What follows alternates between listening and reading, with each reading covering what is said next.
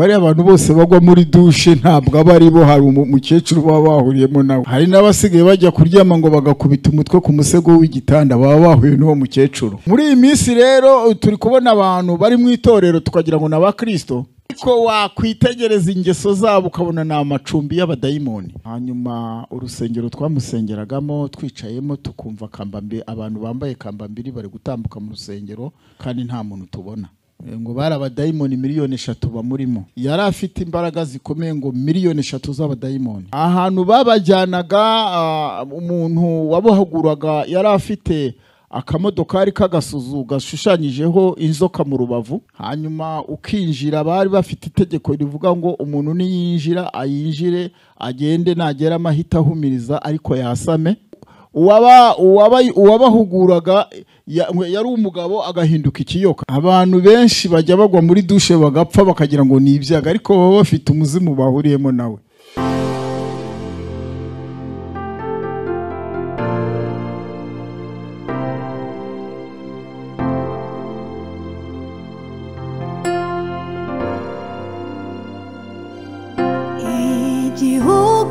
Kiza kiradutegereje mw'ijuru kizicarwamo n'abatowe na Yesu. Haleluya. Dushimiye Imana itwemereye guterana kuri uyu mugoroba. Nous bénissons Dieu qui accepte de nous réunir ce soir. Mu materaniro iyo tuyateraniyemo tuyaboneramo ibihe byiza. Quand nous nous réunissons, nous avons des bons moments. Mu nshingano Yesu yasigiye abigishwa yabasigiyemo no guterana. Et parmi les responsabilités que Jésus a laissées à ses disciples, il y a aussi la réunion. Pasteur arakoze kutwigisha amagambo meza cyane. Merci pasteur qui vient de nous prêcher des bonnes paroles. Iwacu bajyaga bateka ibiryo byiza hanyuma tukabacunga tugakora mu nkono. Chez nous, on préparait des bons repas et on les surveillait et on allait piquer dans la marmite. Mbigereranya na pasteur yari kutwigisha adukoreramo ukumva mbese ntatumye bishya. Je compare cela au pasteur quand il nous enseigne, il va prendre un tout petit peu, il n'a pas laissé la marmite cuire. Aya magambo rero atwigishije numvaga yayakomeza. Et les paroles qu'il vient de nous enseigner, moi j'aurais préféré qu'il continue. Cyane nejejwe n'uyu mugabo ngo wavaga i Yerusalemu avuye gusenga. Surtout cette personne qui venait de Jérusalem pour prier, cette personne m'a réjoui. Buriya nubona mwene so afite intege nke mu bihe byo gusenga ntako abatagize. Si tu trouves ton frère ou ta sœur dans la faiblesse de prier, il a tout fait. Iyi nkone ngo yari ivuye gusenga i Yerusalemu iri isoma n'ijambo ry'Imana. L'eunuque venait de prier à Jérusalem et était en train de lire la parole de Dieu. Ariko ibyo yasomaga ngo nta kintu yumvaga. Mais il ne comprenait pas ce qu'il lisait. Kandi yari avuye gusenga. Pourtant, il venait de prier. Ariko ibyo bintu Yesu arabyitegereza. Et Jésus a observé ça. Yumva ko umuntu uvuye i Yerusalemu yakoze urugendo adakwiye gutahira aho. Il a compris qu'une personne qui vient de Jérusalem ne peut pas rentrer les mains vides. Bivuze nk'uko namwe mwaje gusenga mudashobora gutahiraho. Ce qui signifie que vous aussi qui êtes venus prier, vous ne pouvez pas rentrer les mains vides. Uko byagenda kose umuntu wagiye mu iteraniro hari ikintu Imana imupangira. Quoi qu'il en soit, une personne qui a décidé d'aller à l'assemblée, il y a quelque chose que Dieu va lui réserver. Nibwo rero Imana yoherezaga uyu mukozi w'Imana witwa Filipo. C'est ainsi que Dieu a envoyé son serviteur Philippe. Yaragiye ngo aramusanga ati ibintu usoma urabyumva uri kubisobanukirwa. Il est parti, il l'a vu et lui a posé la question de savoir est-ce que ce que tu es en train de lire tu comprends. Ndaramusubiza ati nabimenya gute ntafite ubisobanurira. Et l'autre lui a répondu comment est-ce que je peux le comprendre alors que j'ai personne pour me l'expliquer. Nuko Philippe atangira kumusobanurira. Alors Philippe a commencé à lui expliquer. Uyu mugabo Philippe yari afite impano yo kuguruka. Et Philippe avait un don de voler. Anaza no kumureba yaje agurutse. Quand il est venu le voir, il est venu, il a volé. Ntabwo yigwaga ajya gutega gari ya moshi. il n'allait pas attendre le train cyangwa ngo ajye gutega indege, ou bien aller à l'aéroport chercher l'avion. we yaragurukaga. Lui, il volait. Iwacu hari umusaza wagurukaga, Chez nous, il y avait un vieux qui volait. yakundaga gusenga Imana cyane. Il aimait aussi prier. Akenshi na kenshi nibo batwigishije gukorera Imana. La plupart des fois, c'est lui qui nous a enseigné comment servir Dieu. Bakatwigisha ukuntu umurimo w'Imana abantu bawitangira. C'est lui qui nous a enseigné comment nous pouvons nous sacrifier pour l'œuvre de Dieu. Byaba na ngombwa umuntu akawupfiramo. Et si c'est nécessaire, on peut mourir pour l'œuvre de Dieu. Hari umugabo witwa Pawulo. Il y a un homme nommé Paul. Rimwe yagiye kuvuga ubutumwa bwiza. Une fois, il est allé annoncer la bonne nouvelle. Hanyuma abantu baramugambanira, baramufata, bamutera amabuye bagira ngo yapfuye. Et il y a des gens qui ont comploté contre lui. Ils lui ont jeté des pierres et ils l'ont laissé comme mort. Hanyuma abagiye kuzana umurambo we ngo bawushyingure. Alors ils sont allés chercher son corps pour aller l'enterrer. Babona aregutse arababwira ati dukwiye guca mu makuba menshi nimba dushaka ubwami bw'Imana. Alors quand ils sont arrivés, il s'est levé, alors il a dit, nous devons passer dans beaucoup de persécutions si nous voulons le royaume de Dieu. Imana ihimbazwe. Que Dieu soit élevé. Muri iyi nzira, muri uru rugendo habamo amakuba. Dans son chemin, dans son voyage, il y a des difficultés. Muri uru rugendo habamo gupfusha. Dans ce voyage, on perd les nôtres. Ariko iyo nibutse agatabo k'umugenzi, Mais quand je me rappelle du livre du voyageur, umukristo atangira urugendo, quand chrétien a commencé le voyage, abwirijwe na mubwirizabutumwa bwiza, une fois qu'il a été évangélisé par l'évangéliste, yaramuseze aramubwira ngo ubwami bw'Imana bukuba imbere iteka. alors il lui a dit au revoir en lui disant que le royaume des cieux soit toujours devant toi. Atangira urugendo, ubwo rero arakomeza aragenda. Il a commencé à voyager, il a continué. Ibyo yibwiraga ko ari umunezero agwa mu isayo gahinda gasaze. Alors il est tombé dans une vallée de grande détresse. Hanyuma rero amaze kugera muri icyo cyobo, Quand il est arrivé dans son grand trou, yahahuriyemo n'ibikomeye cyane. il a rencontré des grands problèmes. Iyo ni imitego igiye itezwe mu nzira. Ça, ce sont les pièges qui sont sur le chemin. Ariko umwami aba ari hafi yacu kugira ngo aturengere. Mais le Seigneur est toujours près de nous pour pouvoir nous secourir. Reka duhereze Imana icyubahiro. Donnons gloire à Dieu. Hanyuma rero twasomye amagambo y'Imana bamaze kudusomera muri iki gitabo cy'ibyakozwe n'intumwa. Nous avons lu cette parole de Dieu qui se trouve en Actes des Apôtres. Nahoze ndi gutekereza amagambo turi buganire. J'étais en train de méditer la parole sur laquelle nous allons parler. Nanjye Imana inyobora muri iki gitabo cy'ibyakozwe n'intumwa. Et Dieu m'a dirigé dans ce livre des Actes des Apôtres. Hanyuma n'indirimbo dutangije iteraniro nsanga birahuye neza, ndavuga n'umwuka wera yadufashije. Et si je compare avec le chant avec lequel nous avons commencé, je constate que le Saint-Esprit nous a dirigés. Uwayoboye iteraniro atangije iriya ndirimbo ngo duhagarare hagati mu kiza. L'officiante a commencé avec le chant qui dit « Sois au milieu de nous, Seigneur ». Pasteur asomye mu byakozwe n'intumwa. Et quand le pasteur a lu dans les Actes des Apôtres, kandi nanjye nateguye mu byakozwe n'intumwa, pendant que moi aussi j'avais préparé dans les Actes des Apôtres, uko ndavuga Imana ni igitangaza. alors je me suis dit Dieu est merveilleux. Ayo magambo yanditswe mu byakozwe n'intumwa igice cya mbere umurongo wa mbere kugera ku wa 12. Ces paroles sont écrites dans les Actes des Apôtres, chapitre 1er, du 1er verset au verset 12. Iki gitabo cyitwa ibyakozwe n'intumwa kuko kirimo imirimo yose intumwa zakoze. Ce livre s'appelle les Actes des Apôtres parce que dans ce livre, il y a toutes les œuvres des apôtres. Ni igitabo gikomeye cyane kivuga akantu ku kandi. C'est un livre important qui va parler d'une chose à l'autre. Mbese ubuzima bw'itorero rizajya mu ijuru bukubiye muri iki gitabo. En fait, la la vie de l'Église qui partira au ciel est résumée dans ce livre. umwanditsi w'iki gitabo yitwa Luka, yari umuganga. Celui qui a écrit ce livre, c'est Luc, il était médecin.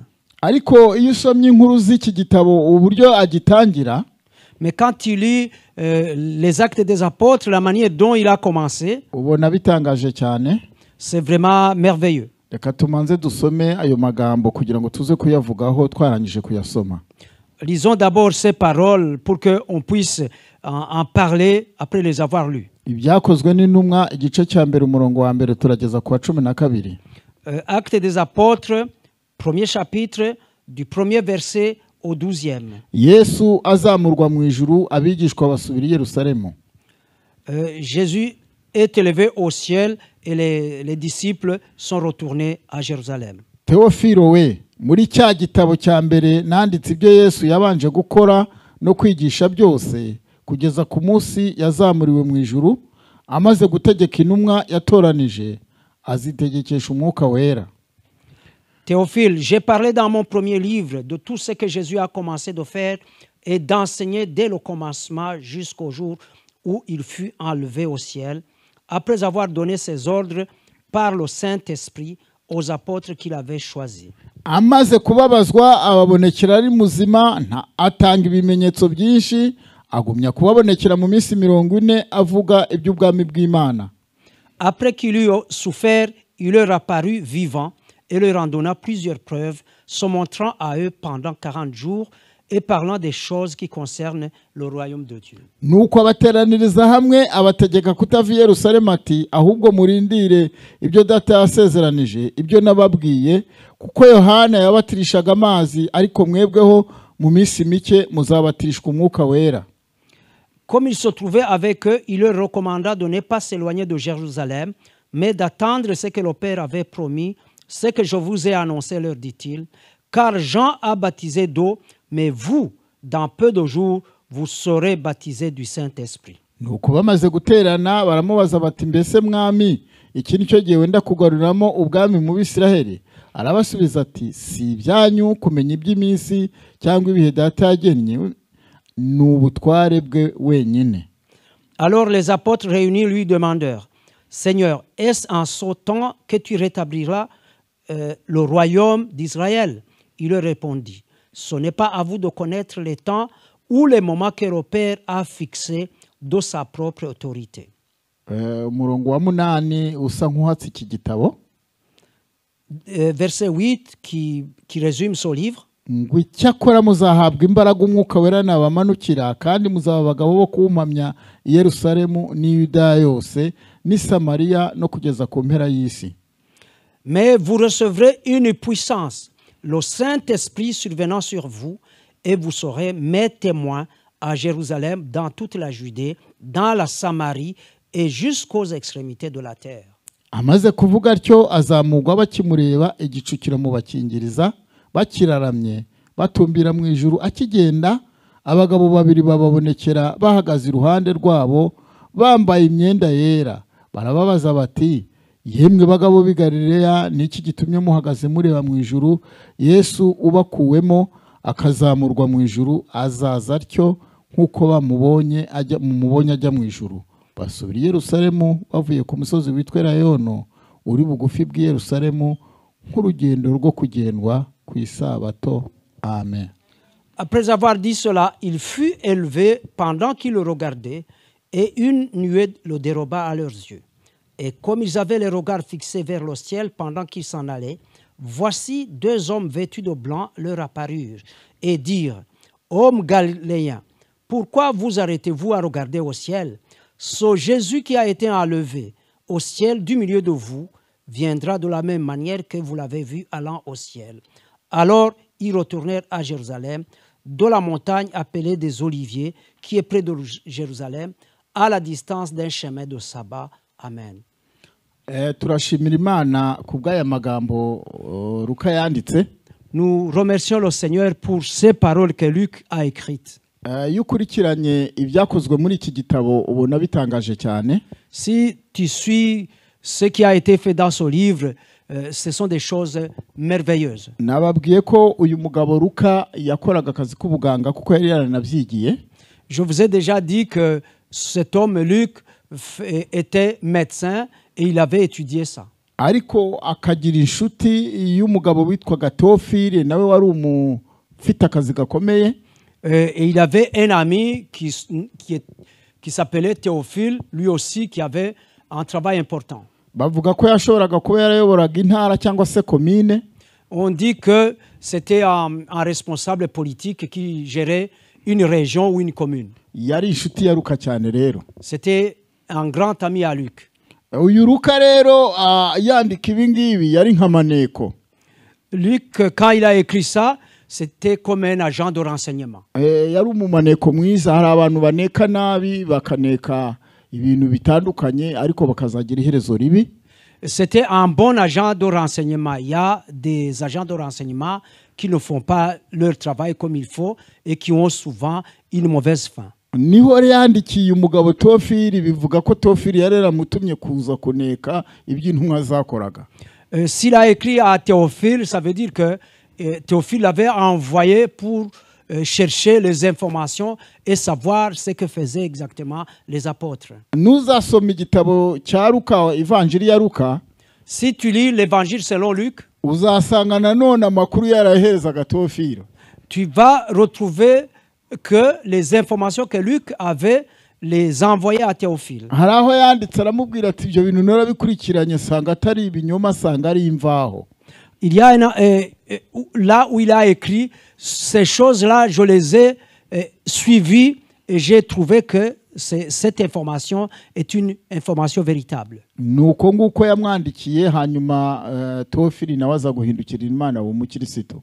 C'est comme ça qu'il lui a écrit et Théophile a choisi Dieu et il est devenu chrétien. iyo rero usomye aya magambo yanditse uyu mugabo Luka usanga ari amagambo aryoshye cyane. Quand tu lis les paroles écrites par Luc, ce sont vraiment des paroles qui sont succulentes. iki gitabo ubona ari nk'umufuniko w'ubutumwa bwiza bw'intumwa zagiye zikora. Ce livre ressemble à un couvercle de l'évangile des œuvres que les apôtres ont faites. hari ibitabo bine bikibanziriza harimo Matayo, hakazamo Luka na Mariko na Yohana. ni ibitabo bine. Il y a 4 livres qui précèdent les actes des apôtres, celui de Matthieu, de Marc, de Luc et de Jean. hanyuma rero ngo Luka yakurikiranye ibi bintu kugeza umunsi Yesu yazamuriwe asubira mu ijuru. Luc a suivi ces choses jusqu'au jour où Jésus a été élevé au ciel. ntekereza kuri aya magambo kugira ngo tuyaganireho. En méditant sur ces paroles pour que je puisse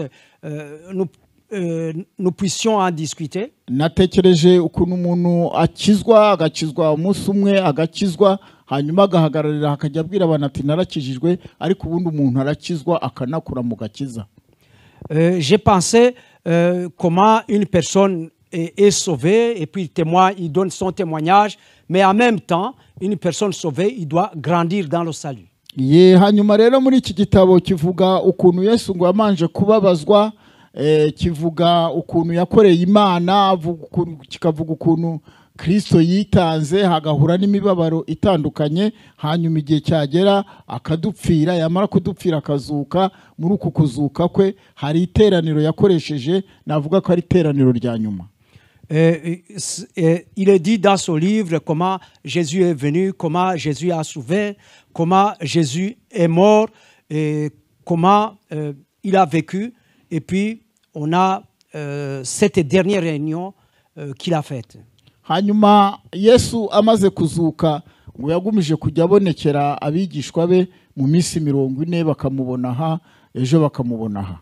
Et après la résurrection de Jésus, Jésus a commencé à apparaître à ses apôtres qui le voyaient ici, qui le voyaient là-bas. hanyuma agiye kubakomeza ngo abakomereshe umwuka wera. Pour les fortifier, il les a fortifiés par le Saint-Esprit. Pasteur yakoze kuvuga ku bintu by'abamarayika n'iby'abadayimoni. Merci au pasteur qui a parlé à propos des anges et à propos des démons. hari abantu Eux, ils pensaient qu'ils priaient Dieu. hanyuma baza kumujyana ahantu mu mahugurwa Alors on l'a amené quelque part pour l'exhorter. twabonye ibintu bikomeye muri uru rugendo. Nous avons vu des choses merveilleuses dans son voyage. Hari muri 87. C'était en 1987. Hanyuma aho hantu yagiye mu mahugurwa yari azi ko agiye guhugurirwa ibintu by'Imana. Là où elle est allée faire les études de recyclage, elle pensait que c'était des choses concernant Dieu. Ahantu babajyanaga umuntu wabahuguraga yari afite akamodokari k'agasuzu gashushanyijeho inzoka mu rubavu. La personne qui les exhortait, il avait une voiture sur laquelle, à son côté, il y avait une image de serpent. Ariko mu rugo iwabo babaga mu rugo badahuje amatorero, bari ngo yari afite mukuru we badahuje itorero.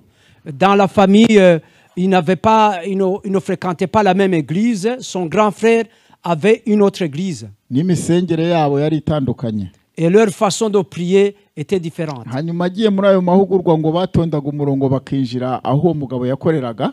Quand il est allé dans ces séminaires, ils sont allés là où travaillait cet homme. Hanyuma ukinjira bari bafite itegeko rivuga ngo umuntu niyinjira ayinjire agende nagera amahita ahumiriza ariko yasame.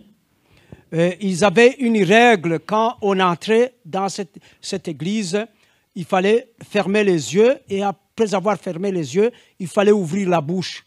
Ariko we yisha amategeko yinjiramo atahumirije. Mais elle est rentrée, elle n'a pas obéi aux règles, elle n'a pas fermé les yeux. Noneho amaze kwinjira uwabahuguraga yari umugabo agahinduka ikiyoka. Alors, quand elle est entrée, la personne qui donnait les enseignements, c'était un homme, mais il se transformait en serpent. Icyo gihe habaye intambara ikomeye nabaga muri uwo mujyi aho ibyo bintu byabereye. Et à ce moment-là, il y a eu vraiment une grande bataille, des grands combats, parce que moi-même, j'habitais la même ville où ça s'est passé. We yinjiye areba uhinduka ikiyoka agira ngo arahumirije, none ahindutse ikiyoka undi aravuga ati mu izina rya Yesu. Alors, quand elle est entrée, elle a vu cette personne qui devait se changer en serpent. Et le moment où il s'est transformé en serpent, elle a dit au nom de Jésus. Icyahindutse ikiyoka kitangira kwigaragura hafi aho. Donc, ce qui est devenu serpent, il a commencé à tourner à cet endroit-là. Nuko umukobwa asohoka yirukanka. Et la fille est sortie en courant. Hanyuma ahita amenya ko izina rya Yesu nubwo atarivugaga rifite imbaraga. Alors, elle a compris que le nom de Jésus est puissant, même si elle ne le disait pas. Naratangaye cyane icyo gihe imihanda yose barayifunze ngo bamushakishe ahanyuze kugira ngo bamwambure ubuzima. J'étais vraiment dans l'étonnement parce qu'à ce moment-là, on a fermé toutes les routes en la cherchant pour pouvoir la tuer. Muri uwo mwaka wa 87 En 87, nawubonyemo ibindi bintu bitangaje. j'ai vu d'autres choses étonnantes. Hari umugabo bitaga ngo ni Pacha. Il y a un homme nommé Pacha yakundaga gukora ibintu by'ubumaji qui faisait souvent des magies. Hanyuma aza kujya ahantu bitaga mu Gakinjiro iwacu mu Rwanda. Et il est allé à un endroit qu'on appelle Gakinjiro chez nous au Rwanda. Yararikaga abantu tugatanga amafaranga tugiye kureba ubwo bumaji bwe. Il invitait les gens qui, moyennant paiement, il leur montrait la magie. Haza kumanuka abakristo basengeraga mu itorero rya ADEPR mu Gakinjiro. Alors, les chrétiens qui priaient dans l'église ADEPR à Gakinjiro sont venus. Noneho nabo baragenda bafata ibihe bari bafashe ibihe byo gusenga. Ils avaient pris des moments de prière et ils sont venus. Baraza bariha amafaranga nkuko abandi barishye. Ils ont payé comme les autres. Ariko ntibari bakeneye kureba ibyo Pacha yerekana. Mais ils n'avaient pas besoin de regarder ce que Pacha montrait. Ariko bari bagamije kumwereka ko hari izindi mbaraga zibaho zikorana n'abantu b'Imana. Ils avaient comme objectif de démontrer à Pacha qu'il y a d'autres puissances plus puissantes que que celle de Pacha. ubu mwicaye ahangaha hari izindi mbaraga mukorana nazo zirenze iz'abadayimoni. Maintenant que vous êtes assis, il y a des puissances qui sont avec vous et ces puissances sont plus fortes que les puissances des démons. ubwo baraza binjira aho ngaho muri iyo sale Pacha yagombaga kwerekaniramo ibyo bintu bye. Alors ils sont rentrés dans la salle où Pacha devait faire ses démonstrations iyo sale nanjye nari nyirimo. et j'étais dans la salle. hanyuma atangiye gukora iby'ubukonikoni bwe. Et quand il a commencé à faire sa magie, abo bakristo bari muri aho ngaho muri iyo sale bicecekeye, les chrétiens qui étaient dans la salle étaient calmes, bari bafite ibihe byo gusenga. mais ils avaient des moments d'intercession. Pacha aragerageza biranga. Pacha a tout essayé, rien n'est allé. yafataga umucanga akawuhindura isukari, Il prenait du sable, il transformait en sucre. akayiha abantu ngo barye bumve bakayirya.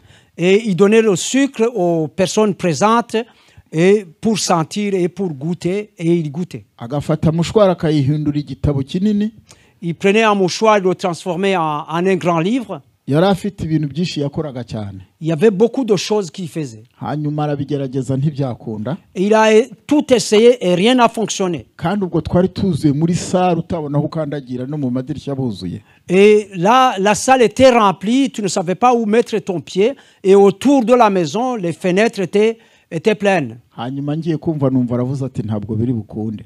Alors, à un moment, il a osé dire que aujourd'hui, ce n'est pas possible. atangira kuvuga ati hano harimo abantu bari gutuma ibintu bidakoreka.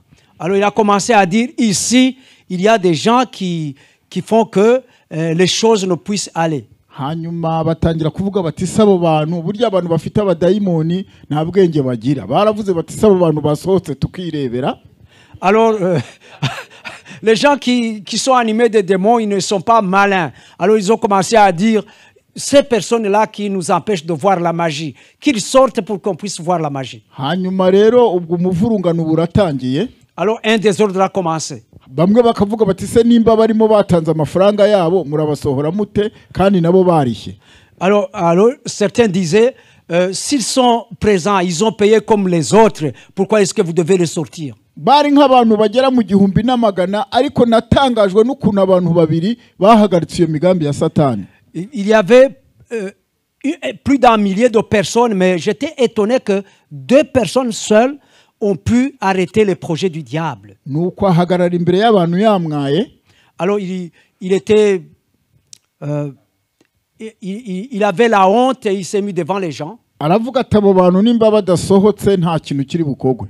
Alors il a dit, si ces personnes ne sortent pas, rien ne va marcher. hanyuma naratangaye cyane. Et après, vraiment, j'étais dans l'étonnement. ngiye kubona mbona baba bakristo barahagurutse. Alors j'ai vu les chrétiens, ils se sont mis debout. baramubwira ngo ntuzongere n'ikindi gihe kwirata. Alors ils lui ont dit, ne te vante plus, même une autre fois, ne te vante plus. ngo twagira ngo tugutangarize ko turi abakristo nitwe twanze yuko ibyo bintu bikora. Nous avons voulu te déclarer que nous sommes chrétiens et c'est nous qui avons empêché que ces magies fonctionnent. nuko abo bakristo barasohoka barigendera. Et ces chrétiens, ils sont sortis, ils sont partis. guhera uwo munsi Pacha ntabwo yongeye kugaruka muri ako gace. Depuis ce jour-là, Pacha n'est plus retourné dans ce coin. kuko bari bamubwiye bati n'ikindi gihe ntuzongere. Parce qu'on lui avait dit, même une autre fois, ne recommence plus. izo ni imbaraga z'abana b'Imana. Ça, c'est la puissance des enfants de Dieu. buriya mubona mugenda. Si vous regardez quand vous marchez, hari imbaraga zibitse muri mwebwe. il y a des forces qui sont cachées en vous. icyakora hari inkuru numvishe z'umuntu wanyagiranywe n'umutaka. Il y a une nouvelle que j'ai entendue, quelqu'un qui a été mouillé par la pluie pendant qu'il avait le parapluie. umuntu yigeze gusura abantu abona umutaka wegetse mu nguni.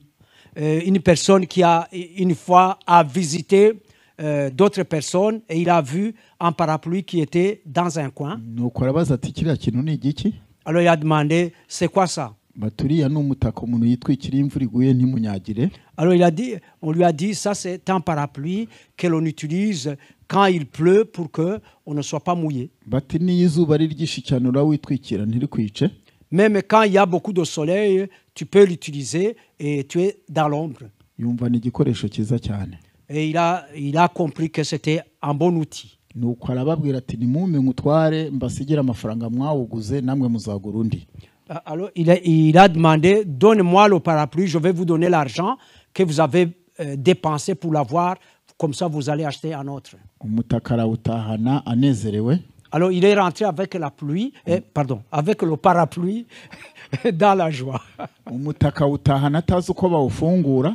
Alors il est rentré avec le parapluie, mais il ne savait pas comment l'ouvrir. Bukeye imvura iguye arawufata awutunga mu kirere.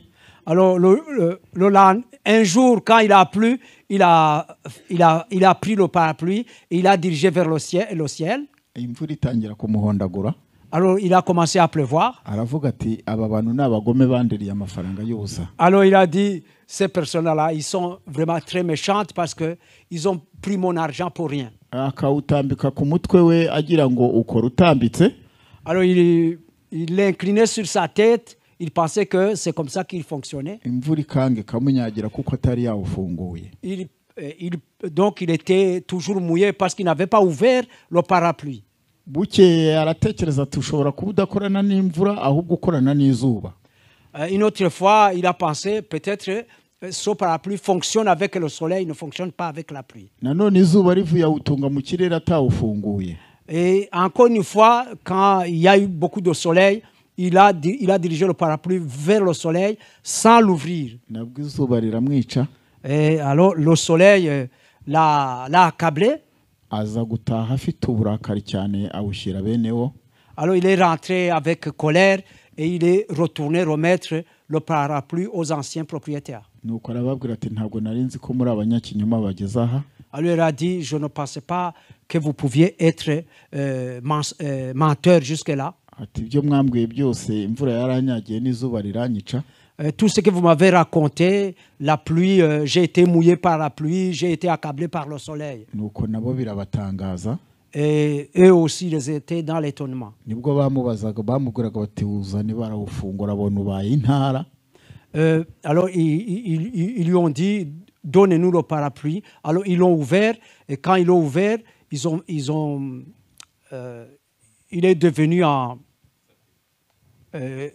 donc il pouvait protéger contre le soleil et la pluie. Hanyuma abona ubaye mugari. Et il a vu que ça devenait grand. Ati ntabwo nari nzi ko bawufungura gutya nabahemukiye. Alors il a dit, je ne savais pas qu'on devait l'ouvrir comme ça. Excusez-moi. Yanyagiranywe n'umutaka. Il a été mouillé, pourtant il avait le parapluie. Ibyo bigereranywa n'ijambo ry'Imana rifite imbaraga. Ça c'est comparable à la parole de Dieu qui est puissante. Ukuntu abantu banyagiranwa naryo. Comment la manière dont les gens sont mouillés alors qu'ils ont la parole de Dieu. Abadayimoni bakabihererana kandi tubafiteho ubutware. Les démons les attaquent et il est vain. Pourtant, on a l'autorité sur les démons. Hari umukobwa umwe wagiye kwiga mu kigo cy'abihaye Imana. Une fille est allée étudier dans une école des sœurs. Ageze yahurirayo n'abadayimoni baramufata. Arrivé là-bas, les démons l'ont attaqué. Baramuvuza ibyo kumuvura biranga. On a essayé de la soigner et ça n'a pas fonctionné. Baza kumubwira bati nta handi ugomba gukirira ni mu bana bi mu barokore. Alors on lui a dit, tu ne peux avoir de salut que si tu te diriges vers les sauvés. Kubera ko yarakunze idini rye rero. Et comme il aimait sa religion, ibyaranze biranga pe. Ça n'a pas fonctionné. Afatwa n'imyuka mibi yo kwiyanduza. Il a été pris par les mauvais esprits de se salir. Aho kugira ngo ajye kuri toilette yabirangirizaga ahagaze. Au lieu d'aller à la toilette, il faisait sa toilette là où elle était. Cyari ikibazo gikomeye cyane. C'était vraiment un grand problème. Hanyuma bibayobeye nibwo badutumagaho tujya kumusengera. Alors quand ça devenait de plus en plus grave, on nous a invités pour venir prier pour elle. Hanyuma urusengero twamusengeragamo twicayemo tukumva kambambi abantu bambaye kambambiri bari gutambuka mu rusengero kandi nta muntu tubona. Alors dans l'église où nous étions, on sentait la présence des personnes qui marchaient avec les babouches, mais on ne voyait pas ces personnes. Hanyuma tugize ngo turasenga Imana baratubwira ngo ni 3 millions. Alors, quand on a prié le Seigneur, ils nous ont dit qu'ils étaient au nombre de 3 millions. ngo bari abadayimoni miliyoni 3 bamurimo. Donc, elle avait 3 millions de démons. Yaje kutubwira ngo agiye kudusurira mu rusengero. Alors, elle nous a dit qu'elle allait péter. C'est ça? Hein? Bon.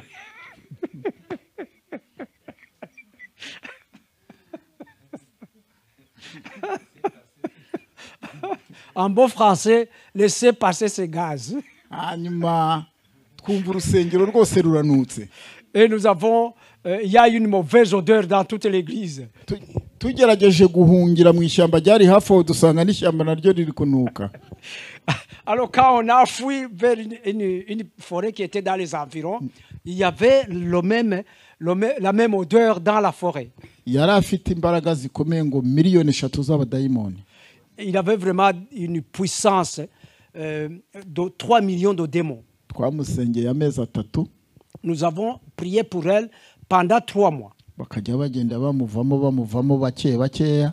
Et les démons sont partis petit à petit. Ubu ni umudamu nawe arubatse afite urugo. C'est maintenant une femme mariée, il a sa famille. Twagiye tubona ibintu bikomeye muri uru rugendo. Nous avons vu des choses extraordinaires dans ce voyage. Tukabona ukuntu imyuka mibi ifata abantu ikabahemura.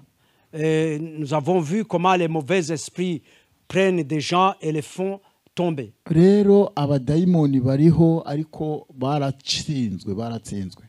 Non, les démons existent mais ils ont été vaincus. Twebwe rero iyo tubonye nk'abantu bafite abadayimoni iwacu yo. Chez nous, quand nous voyons des personnes qui sont possédées par les démons, abantu basenga twarabwiranaga ngo habonetse ikiraka. Alors nous, les intercesseurs, on s'appelait pour dire, écoutez, il y a ici un job. Nimba hari ikintu kiryoha no gusengera umurwayi ukabona akize. S'il y a une chose qui est bien, qui est merveilleuse, c'est de prier pour un malade et qu'il est guéri. Ibyo bintu binezeza itorero. Ça réjouit l'Église. Bigasubizamwe abantu mu imbaraga. Et ça redonne la force aux chrétiens. Nahangaha rero iyo mirimo nashatse kuvuga ku mirimo y'umwuka wera itorero rikeneye umwuka wera. Je voudrais ici parler des œuvres du Saint-Esprit. L'Église a besoin du Saint-Esprit. Muri iyi minsi rero turi kubona abantu bari mu itorero tukagira ngo n'aba Kristo.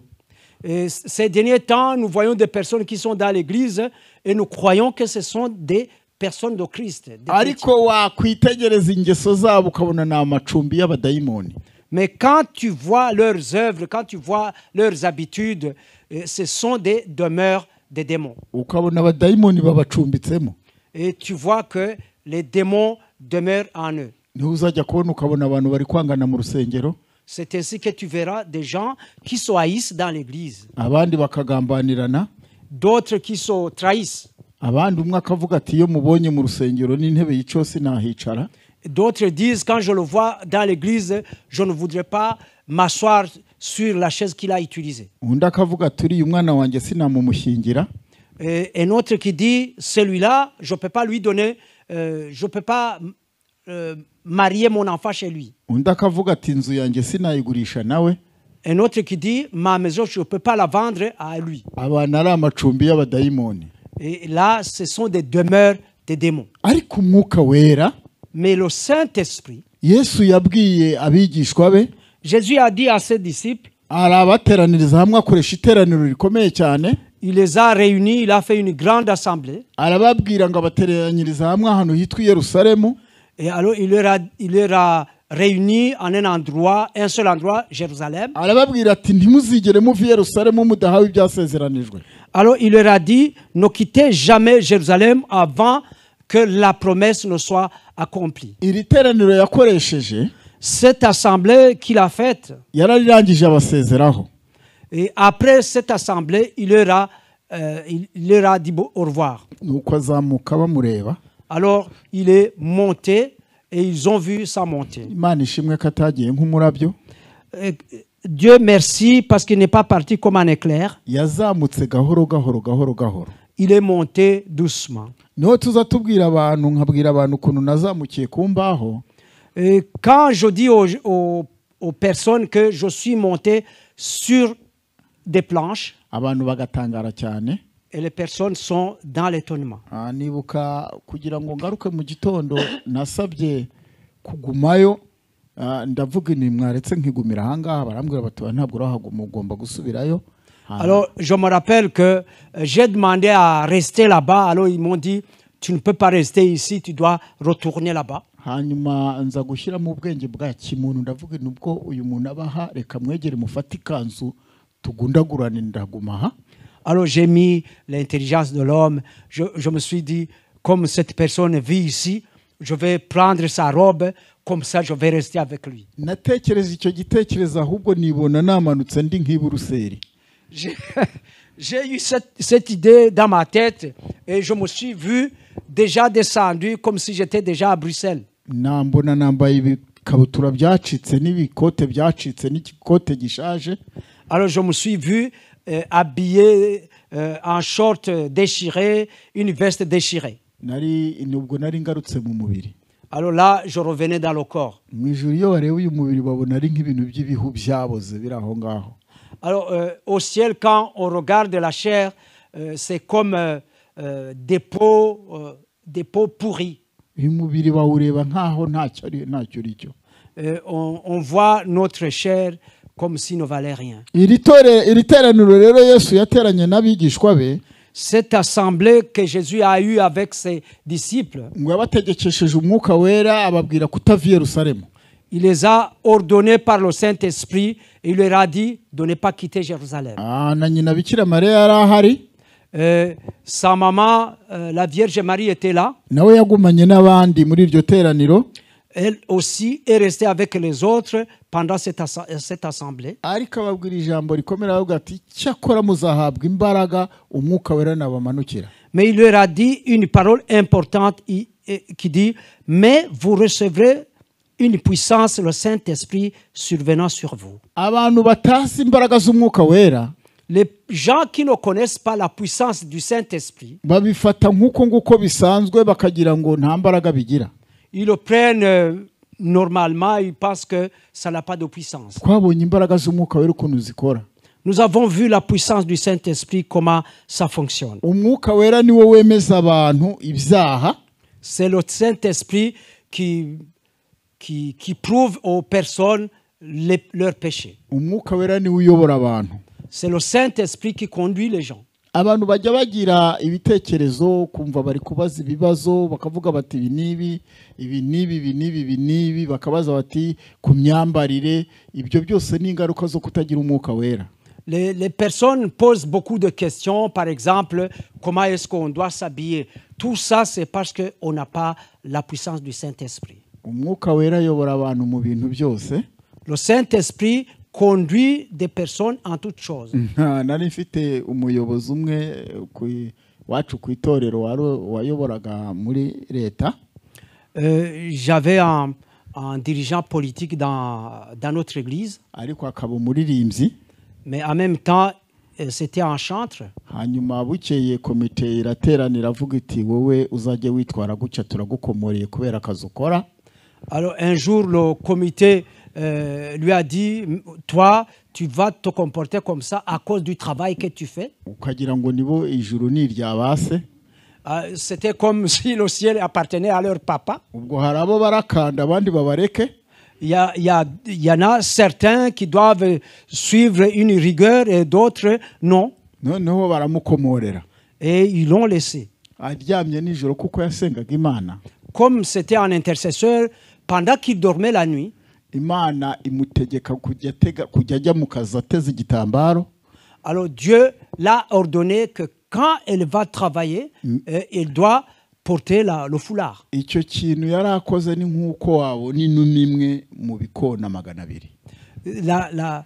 La chose qu'elle a faite, c'est comme si tu voyais une seule colombe parmi 200 corbeaux. Cyangwa ukabona inyange mu bikona 200. Ou bien voir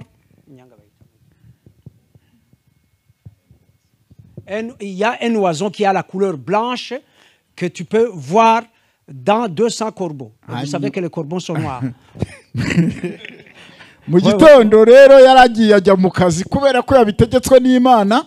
Le lendemain, il est parti travailler et comme il avait eu l'ordre de Dieu, hanyuma agenda yashyizemo cya gitambaro. il est parti avec le foulard. Abayobozi yayoboraga bose nuko umwahamagara undi ati muze murebe.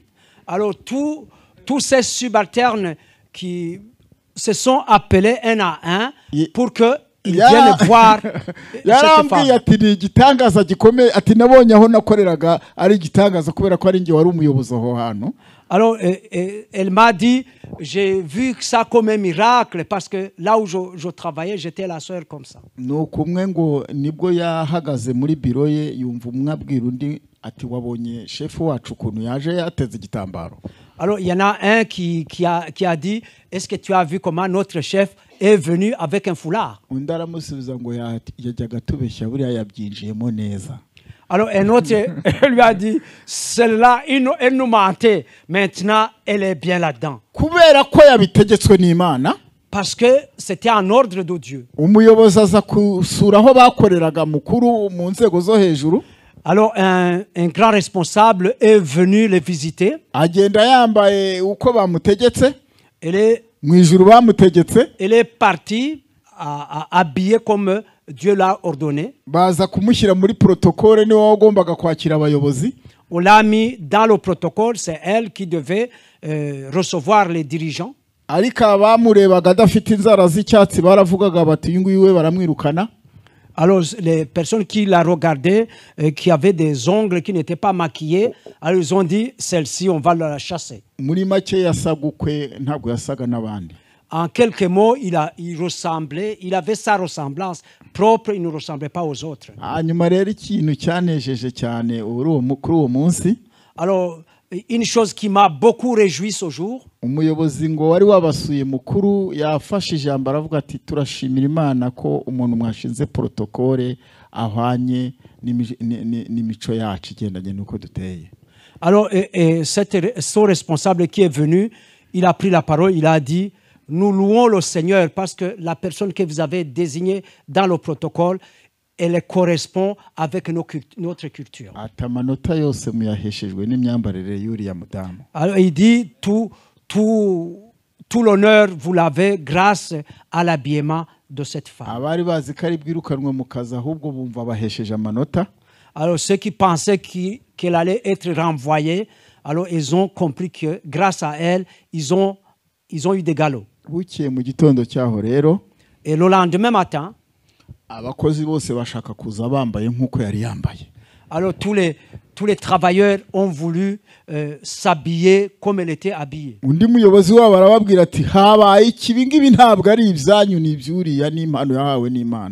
Alors le dirigeant qui était là, il leur a dit, ça c'est pas pour vous, ça c'est un don que Dieu lui a donné. Donc sa façon de s'habiller a transformé les gens pendant ces moments. Donc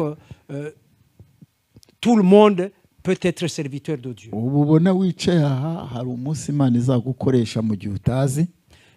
Toi qui es assis ici, un jour que tu ne connais pas, Dieu va t'utiliser. Tout à l'heure, le pasteur était en train de prier.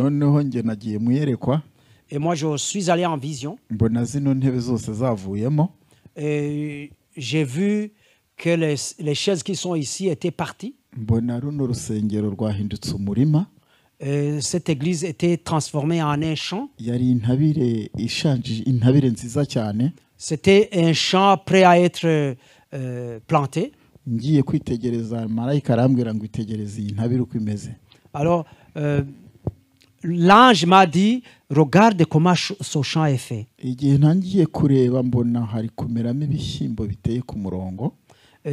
Quand j'ai commencé à ouvrir les yeux, j'ai vu des haricots qui sont plantés sur une ligne droite. Et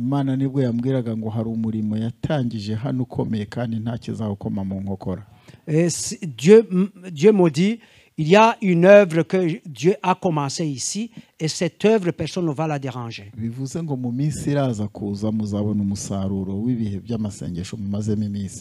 Et ce qui veut dire que dans les prochains jours, vous allez avoir le résultat des moments de prière que vous venez de passer ces derniers temps. hanyuma rero muri iri teraniro ryari kumwe iri teraniro ry'abigishwa hari umugabo warigiriyemo umwaka witwa Yuda Iskariyote. Dans cette réunion des apôtres de Jésus, il y a un homme qui n'a pas eu beaucoup de chance, qui s'appelle Judas Iscariote. ni umwe mu bantu bagendanye na Yesu cyane. C'est une des personnes qui ont été à côté de Jésus. yari amuzi amusobanukiwe. Il connaissait bien Jésus. mu bamugambaniye niwe wabonetsemo. C'est lui qui l'a trahi. abantu bavuga ko yagambaniye Yesu. Les personnes disent qu'il a trahi Jésus. buriya hari ikintu yakoze cyababaje Imana nicyo cyatumye arimbuka. Là, il y a une chose qu'il a faite et qui a attristé Dieu. C'est pour cette raison qu'il a péri. muri ziriya ntumwa za Yesu harimo uwitwaga Yakobo. Dans les apôtres de Jésus, il y en avait un nommé Jacques. yari mwene wabo wa Yesu. C'était le frère de Jésus. yasaga na Yesu cyane ngo ntibashoboraga kubatandukanya. Et il ressemblait à Jésus tellement qu'on avait du mal à les distinguer. iyo babonaga Yakobo bagira ngo ni Yesu ihise. Et quand il voyait Jacques, il pensait que c'est Jésus qui passait. babona Yesu bakagira ngo ni Yakobo. Quand il voyait Jésus, il pensait que c'est Jacques. hanyuma rero inama yo guhitana Yesu. Et la réunion pour arrêter Jésus. nuko abayuda umwe abwira undi ati nidufata Yakobo tukagira ngo twafashe Yesu tuzica abantu babiri icyarimwe. Alors il y en a un parmi eux qui disait, si nous arrêtons Jacques au lieu de Jésus, est-ce que nous allons tuer deux personnes à la fois? hanyuma rero yakundaga kujya mu bantu Yuda arababwira ati ngenzi kubatandukanya. Alors comme Judas aimait aller parmi les personnes, il leur a dit, moi je sais les distinguer. nibwo yabahaga ikimenyetso ati wo ndi busome azaba ari uwo.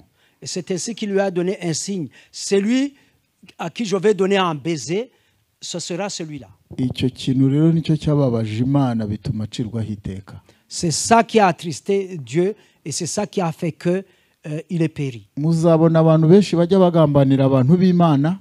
Vous verrez beaucoup de gens qui trahissent les hommes et les femmes de Dieu. abandi bakagambanira itorero. Et d'autres trahissent l'Église mu buryo butandukanye. de plusieurs manières. bakagira ngo ibyo bintu Imana ntabwo ibizi. Et ils pensent que Dieu ne sait pas ça. iherezo ryabo ntabwo ari ryiza. Leur fin n'est pas bonne. ibi bintu rero mubona by'umurimo w'Imana. Ce que vous voyez dans l'œuvre de Dieu, ntabwo umurimo w'Imana umuntu awukora nk'uko ubwenge bwe bumuyoboye. on ne fait pas l'œuvre de Dieu étant dirigé par son intelligence. hariho imbaraga z'umwuka wera zigomba kutuyobora mu murimo w'Imana. Il y a la puissance du Saint-Esprit qui doit nous diriger dans l'œuvre de Dieu, zikatuyobora mu byo turya. et qui doit nous diriger à travers ce que nous mangeons, zikatuyobora mu byo tunywa. qui doit nous diriger à travers ce que nous buvons. uwitwa Yohana umubatiza Le nommé Jean-Baptiste, yari afite imyambaro yagombaga kwambara. il avait des habits qu'il devait porter. iyo usomye muri Matayo ibice bitatu, Quand tu lis en Matthieu chapitre 3, ayo magambo iyo yasomye ubona ukuntu Yohana umubatiza yatangiye akora umurimo w'Imana. et si tu lis ces paroles, tu vois comment Jean-Baptiste a commencé en faisant l'œuvre de Dieu. muri make Yohana umubatiza niwe watanze igishushanyo mbonera cy'itorero uko rizajya ryitwara. Donc, en quelques mots, c'est Jean le Baptiste qui a donné la carte de l'Église, comment elle devait se comporter. reka dusome Matayo ibice bitatu umurongo wa 4. Lisons Matthieu chapitre 3 verset 4. Yohana uwo yari yambaye umwambaro w'ubwoya bw'ingamiya abukenyeje umushumi. Jean avait un vêtement de poil de chameau et une ceinture de cuir autour des reins. ibyo kurya bye byari inzige n'ubuki bw'ubuhura. Il se nourrissait de sauterelles et de miel sauvage. hano haravugwamo imyambaro n'ibiribwa. Ici, on parle de l'habillement et de la nourriture. kuvuga ko yari yambaye uyu mwambaro mwibuke ko yavukaga mu bana b'abatambyi. Sachez bien qu'il était un fils des sacrificateurs. yashoboraga kwambara amakanzu meza y'abatambyi. Il pouvait porter de belles robes des sacrificateurs. ariko Imana yari yaravuze ko azajya yambara umwambaro ukozwe mu ruhu runaka. Mais Dieu avait dit qu'il devrait porter des habits faits de cuir X. ategekwa n'ibiryo azajya arya. Et il avait été ordonné aussi pour manger une certaine nourriture. Ibintu byose bigira amategeko. Et toutes les choses étaient des ordres. Agakiza rero iyo umuntu akijijwe, Quand quelqu'un est sauvé, arakizwa agakizwa guhera ku biribwa il est sauvé à partir de la nourriture. no mu myambaro, agakiza karagenda kakinjiramo. Même dans son habillement, le salut entre là-dedans. Ntabwo muragera ahantu ngo wambare imyenda wumva ijwi rikubwira ngo genda ukuremo iyo myenda sishaka ko ari ujyana guterana. Est-ce que vous n'êtes pas encore arrivé à un moment où tu portes des habits et tu entends une voix qui te dit enlève ces habits, tu ne peux pas aller à l'église avec tels habits. Ukayivanamo ukajya kwambara iyindi. Et tu enlèves ces habits et tu portes d'autres habits. Umwuka wera aratuyobora ahantu hose. Le Saint-Esprit nous dirige en toutes choses. Ariko muri iyi minsi abantu bakeneye imitiba yuzuyemo ibishyimbo byamunzwe. Mais pour le moment, les gens ont besoin des greniers pleins des haricots pourris. Rero mu itorero ry'Imana Dans l'église de Dieu, hari ibintu dukwiriye kurebaho. il y a des choses auxquelles nous devons faire attention. Ntabwo ari ukuvuga ngo umuntu azi gusenga gusa.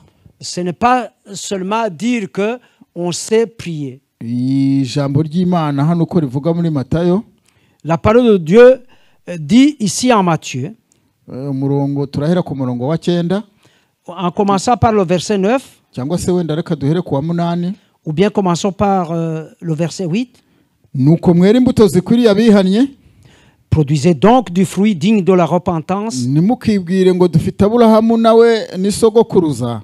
et ne prétendez pas dire en vous-même, nous avons Abraham pour père. Ndababwira yuko Imana ibasha guhindura Aburahamu abana muri aya mabuye. Car je vous déclare que de ces pierres-ci, Dieu peut susciter des enfants d'Abraham. Ndetse ubu intore zigezwe ku bishyitsi by'ibiti. Déjà, la cognée est mise à la racine des arbres. Iri ni ijambo rikomeye ngiye kuvuga. Ça, c'est une parole importante que je vais dire. Ngo nuko igiti cyose kitera imbuto nziza kiracibwa kijugunywe mu muriro. Tout arbre, donc, qui ne produit pas de bons fruits sera coupé et jeté au feu. Iki giti gishobora kuba ari mwarimu kava amahanga. Cet arbre peut être l'évangéliste Kava Mahanga. Iki giti gishobora kuba ari pasiteri runaka. Cet arbre peut être le pasteur X. Iki giti gishobora kuba ari umudiyakoni runaka. Cet arbre peut être un certain diacre. Iki giti gishobora kuba ari umuyobozi w'idini rinini rigari. Et cet arbre peut être un dirigeant d'une grande religion. Yohana yatangaje itangazo ngo icyo giti icyo ari cyo cyose nikitera imbuto kizacibwa kijye mu muriro. Alors, Jean a déclaré que tout arbre qui ne produit pas de fruits, quel qu'il soit, sera coupé et jeté au feu. Hari abantu bigisha abantu rero bakabayobya. Il y a des personnes qui enseignent des faux enseignements. Nigeze kuhura n'umupasiteri numva ari kwigisha arababwira ngo icyangombwa ngo ni mu mutima. J'ai déjà rencontré un pasteur qui disait ce qui est important, c'est ce qui se trouve dans le cœur, Imbuto zo mu mutima. les fruits du cœur. Hanyuma nanjye nza kumubaza ikibazo, ndamubaza ese pasiteri mu biti byose wabonye byera imbuto ni ikihe bamanza gusatura imbuto bakazikuramo imbere? Alors, j'ai posé la question au pasteur, les arbres que tu as déjà vus, quel est l'arbre qu'on doit d'abord couper à l'intérieur et on a les fruits de l'intérieur? Ibiti byose imbuto zera zinagana inyuma. Donc tous les arbres fruitiers, leurs fruits se trouvent à l'extérieur de l'arbre. Yesu baramubajije baramubwira ati hari amasega aryana azinjira hagati muri mwe. On a posé la question à Jésus, les loups, est-ce qu'il y a des loups qui entreront en vous? Ati bazafatikanya namwe mu gusenga. Ils seront avec vous en train d'intercéder. Muzafatikanya mu makorari muririmbane. Vous allez chanter ensemble. Ba pastor baze nabo baba pastor mukorana amanama. Les pasteurs aussi, ils viendront, vous ferez avec eux des réunions. Abigishwa baravuga bati subwo ko bizaba bidukomereye tuzababwirwa niki? Alors les disciples ont dit, mais là, ça sera difficile. Comment est-ce qu'on va les reconnaître? nuko Yesu arababwira ati muzabamenyera ku mbuto zabo. Et Jésus leur a dit, vous les reconnaîtrez par leurs fruits. Muzabona abantu b'abahanuzi bahanura ariko imbuto zabo zikaba mbi. Vous verrez des prophètes qui prophétisent, mais qui ont des mauvais fruits. Na Satani yateye itorero Même le diable, quand il attaque l'église, cyangwa se agatera abakozi b'Imana, ou bien quand il attaque les serviteurs de iyo Dieu, asenya abashaka kugira ngo asenye imbuto zabo, quand il les détruit, il veut détruire leurs fruits. ibintu byose akora agira ngo imbuto zikureho abantu bavuge ngo dore dore dore dore. Tout ce qu'il fait, c'est de pouvoir supprimer leurs fruits pour que les gens disent, vous avez vu, vous avez vu. Iyo hagize umuntu umwe Quand il y a une personne ukora nk'ikintu kidakwiriye mu itorero, qui fait une chose qu'on ne fait pas dans l'église, abanyamahanga bakabimenya, quand les païens le savent, iryo torero mu gihugu cyose bavuga ko ariko rimeze. alors dans tout le pays, on dira que l'église, c'est comme ça que cette église est. Niyo mpamvu ngo buri muntu wese ari ijisho rya mugenzi we. C'est ainsi que chaque personne, c'est l'œil de son frère ou de sa sœur. Imana ijye idufasha duhe urukundo rwo gukundana. Que Dieu nous aide pour nous donner l'amour. Umwuka wera rero ni igitangaza. Le Saint-Esprit est un miracle. Iyo umwuka wera amaze kuva mu bantu, Quand le Saint-Esprit quitte les personnes abantu batangira kwigira ibyigenge, et les gens deviennent deviennent des rebelles. bagatangira kwiyobora uko bishakiye, Et ils commencent à se conduire comme ils veulent. bagakora uko bumva. Et ils font comme ils le sentent. Bibiliya iravuga ngo ibyo urabikora nka kwihorera ukibwira ko mpanya nawe. La Bible dit, tu fais tout cela et tu penses que je suis comme toi. Ariko abantu bayobowe n'umwuka wera, Mais des personnes dirigées par le Saint-Esprit, umwuka wera iyo ushatse kwiyoborera akubwira ati hasiho, et quand tu veux te conduire comme tu veux, le Saint-Esprit va te conduire, va te dire, ça c'est pas correct. hari umumama dukunda gusengana iwacu, Et il y a une maman avec laquelle nous intercédons. hari umukobwa yajyaga asenga Imana aza gusubira inyuma ari mu itorero agumamo.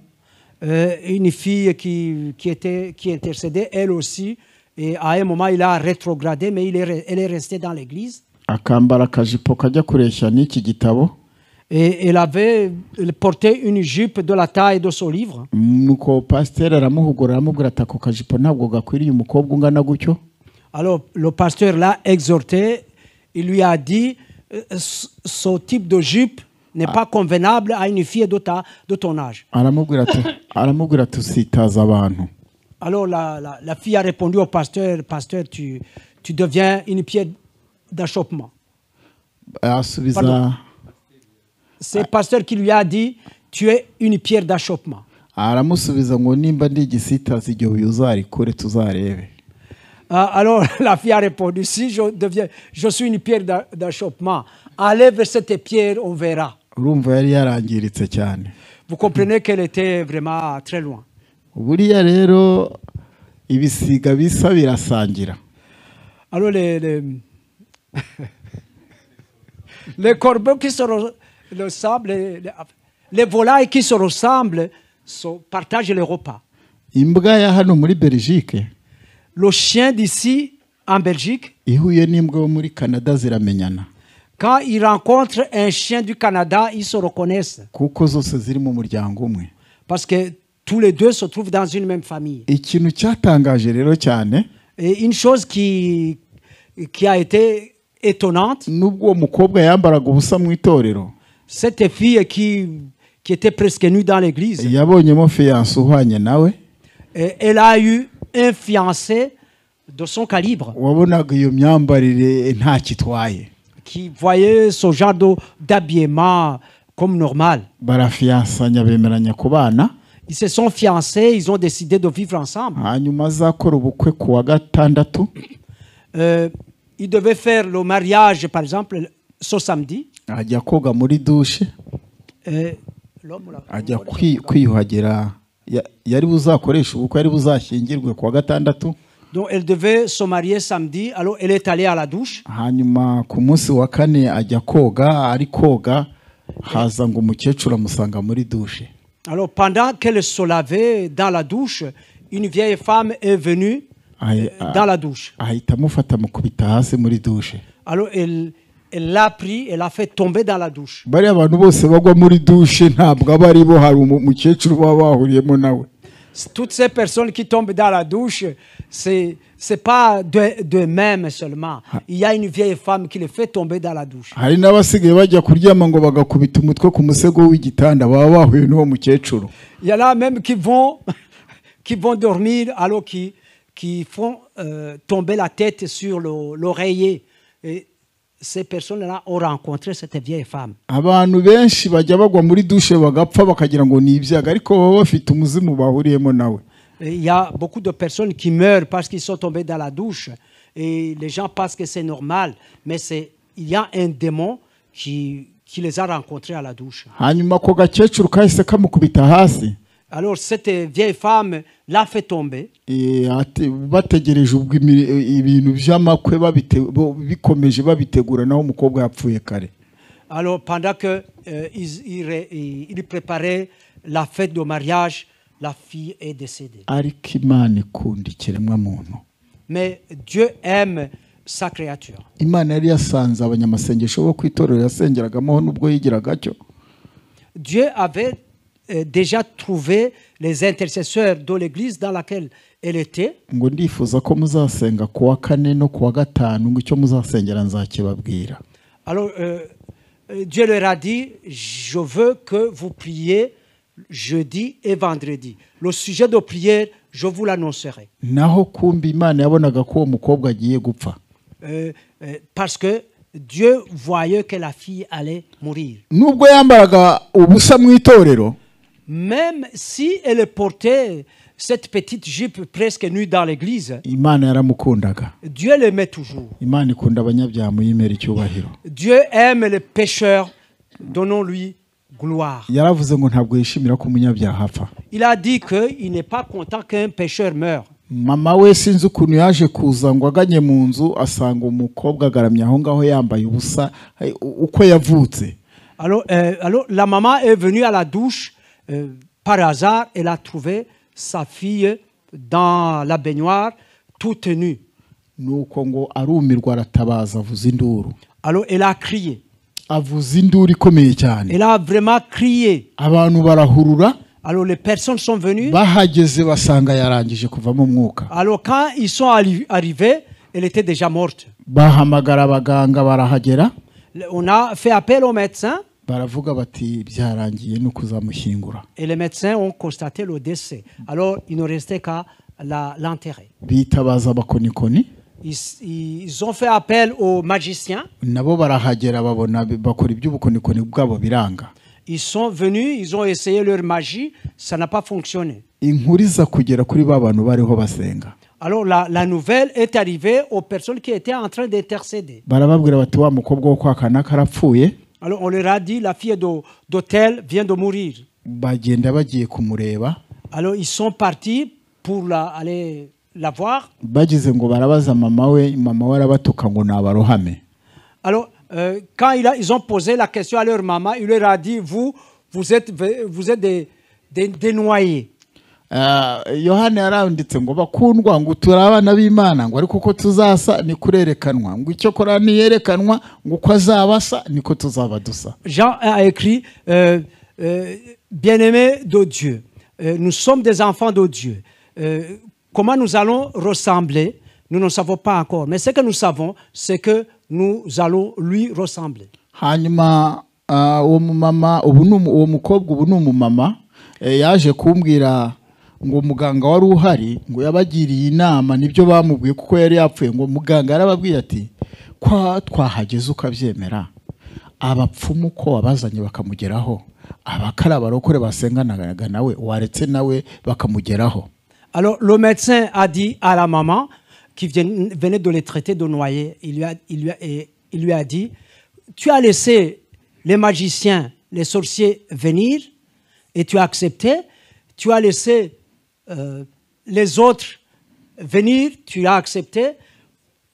Pourquoi est-ce que tu refuses aux sauvés qui priaient avec elle? igihe rero cyarageze nyina aravuga ngo ngaho mwabarohame mwe namwe nimugende. Alors le moment est venu, alors la maman a dit, allez, vous aussi les noyés, allez, allez-y. Hanyuma rero bamugezeho basanga arangije gupfa. Quand ils sont arrivés près d'elle, elle était déjà morte. Ariko bakibaza bakimvamo ko ari abadayimoni baje kumwiba. Alors ils pensaient qu'il s'agissait des démons qui étaient venus la voler. Batangira kuzenguruka umurambo we. Alors ils ont commencé à entourer son corps. Batangira gusenga Imana bahanya amazamu. Alors ils ont commencé à prier à tour de rôle. Babwira Yesu bati nimba ari abazimu baje kumufata nawe bakurikirana bafate. Alors ils ont dit à Jésus, ce sont les démons qui sont venus la prendre, suis-les et prends-les. Bahenda Imana muri uwo mugoroba.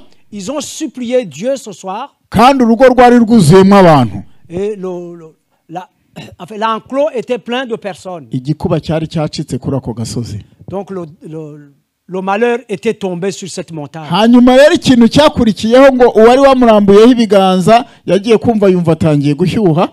Alors ce qui a suivi, la personne qui avait imposé les mains, il a senti que la fille devenait de plus en plus chaude. Uwari wahawe izamu ryo gusaba Imana ngo urukundo rw'Imana rumugarukeho.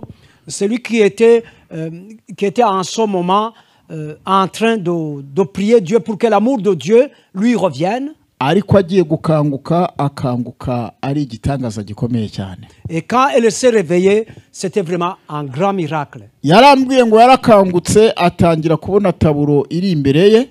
Alors elle m'a dit que quand elle s'est réveillée, elle a vu un tableau qui était devant elle. Itariki zose yakoreyeho ibyaha kabisoma imbere yabitangaza muri abo bantu. Toutes les dates étaient marquées et il devait les lire et les déclarer devant ces personnes. Aza kuvuga ati ku itariki ya 25 z'ukwezi kwa 9 kanaka ntabwo mvuze izina rye yarasambanye bamutera inda ati n'uyu munsi aratwite nubwo yashakaga gushyingirwa twite. Alors elle a dit telle date, telle personne a fait la fornication avec telle, même quand elle voulait être mariée, elle était déjà enceinte.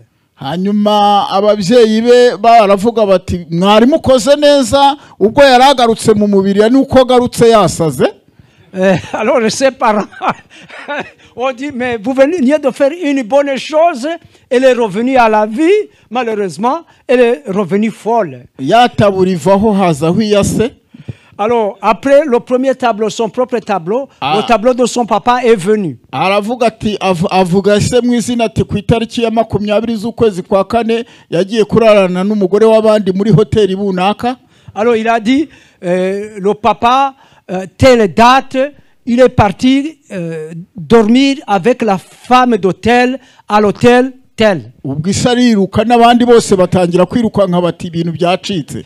Alors son papa il a fui et d'autres aussi ils ont fui parce qu'ils avaient peur qu'il soit dénoncé. Bagerageje guhunga uhunze wese agahunga avuga ibintu yagiye akora itariki n'umunsi kuko yabonaga tabura imbere ye. Alors quand ils essayaient de fuir, ils disaient pour chacune des personnes qui partaient toutes les mauvaises choses qu'il a faites parce qu'ils voyaient et les voyaient le tableau devant elle. Abasaba guhindukirira Imana ati nimudahindukirira Imana izo taburo zizabakoraho. Alors il a demandé à ces personnes de retourner vers Dieu parce que s'ils ne le font pas, ce qu'ils ont fait, ça sera mauvais pour eux. Muri bwa bwitange bw'abanyamasengesho. Dans le sacrifice des intercesseurs. Murumva ko havuyemo igitangaza gikomeye. Et vous comprenez qu'il y a un miracle, un grand miracle. Ikintu rero ngo cyatumye agaruka mu mubiri. La raison pour laquelle il est revenu à la vie. Nubwo yambaraga ubusa bwose mu itorero. Même si elle s'habillait mal dans l'église. Yari umukobwa ugira imbabazi. C'était une fille de miséricorde. Iwacu haba ibiti byitwa ibitovu. Chez nous il y a un type d'arbre qui a des épines. Ariko nayo yitegereje agera b'indabo nziza. Mais quand tu regardes ce genre d'arbuste, il porte de belles fleurs. Ibyo bintu Imana yabishyiriyeho ngo ni amahwa karaba indabo kuko Imana yashakaga kwerekana ko nubwo umuntu yaba mubi igihe kijya kigera akagira imirimo myiza. Dieu, il a créé des choses comme ça, des arbustes qui ont des belles fleurs en même temps qui ont des épines. C'est pour dire que une personne peut avoir des épines, mais elle peut porter de bons fruits. yari yaraguriye abantu batatu mitiweli ubwishingizi bw'ubuzima batatu. Elle avait déjà payé la mutuelle pour 3 personnes. Muri iyo minsi yambaraga ubusa. Dans ces moments où elle avait sa petite jupe. Sinzi ngo n'umukene yari yaraguriye ikabutura. Il y a même un indigent pour qui il avait payé un short. Hari n'undi mukene wari ukennye ngo yajyaga yibira ibiryo iwabo akamuha ibiryo bihiye. Il y a aussi une personne pauvre que la fille volait la nourriture chez elle pour lui donner à manger. Mu gihe rero yazukaga, au moment où il a été ressuscité, aba bantu basengaga Imana ngo Imana yaramubwiye ngo aba bantu nubwo babona basenze ngo ngewe naje kugutabara numviye bari abantu ngo ari ku rusinga najeho naje kuri mitiweli waguriye bari abantu n'ikabutura waguze n'umuntu wahaye ibiryo. Alors pendant qu'il y avait des intercesseurs qui intercédaient pour elle, Dieu a dit, je suis venu sur le fil de ces personnes-là, pauvres, à qui tu as donné à manger, à qui tu as payé la mutuelle, et pour cette personne pauvre à qui tu as donné à manger. Buriya nimba hariho ikintu cyoroha cyane mu bitangaza no kuzura umuntu wapfuye. Mais s'il y a une chose facile dans les miracles, c'est de ressusciter une personne qui est morte. Ku bantu b'abakristo kuzura umuntu wapfuye biraborohera cyane iyo muzi imirimo ye. Pour les chrétiens, il devient facile de ressusciter une personne morte quand on connaît ses œuvres. Urumva uwo yagaruwe na mitiweli yaguriye abantu n'ikabutura n'abo yahaga ibiryo. Celle-là est revenu à la vie grâce aux mutuelles qu'il a payées aux gens, à une personne à laquelle il a donné à manger et une personne pour laquelle il a acheté un short. Iyo ni imirimo y'Umwuka Wera. Ça, ce sont les œuvres du Saint-Esprit. Buriya rero guhera uwo munsi rero amaze kuzuka, depuis le jour où il a été ressuscité, bwa bujipo bwose yaragiye kubutwika. Alors elle est allée brûler toutes les petites jupes. Agura amajipo ahisha imyambarire ye mibi. Alors elle a acheté des jupes qui cachent sa nudité. Ariko muri mwebwe hari umuntu wigeze agura umuneke basatuyeho? Parmi vous, y a-t-il quelqu'un qui a déjà acheté une banane mûre qui a été déjà coupée? Cyangwa ngo ugure voka basatuyeho? Ou bien tu as acheté un avocat dont une partie est partie? Ubwo bwenge rero Imana ntabwo ikeneye abantu bambaye ubusa tukwiye kujya twambara neza. Donc Dieu ne veut pas des personnes qui s'habillent mal. On doit s'habiller correctement. Nuko arashyingirwa n'abantu be barakizwa. Alors elle s'est mariée et sa famille a été sauvée. Ubu ni umubwirizabutumwa bwiza. Maintenant c'est une évangéliste. Ndamukunda cyane iyo nshaka guhembura itorero ry'iwanjye ndamutumira. Je l'aime beaucoup. Quand je veux restaurer mon église, je l'invite. Yigeze kuza ku rusengero iwacu hari umuntu bavugaga ko asambana. Une fois, elle est venue à notre église. Il y a une personne qu'on soupçonnait qu'elle était adultère. Yari umugabo agahita arira yerekana ko ari umutagatifu.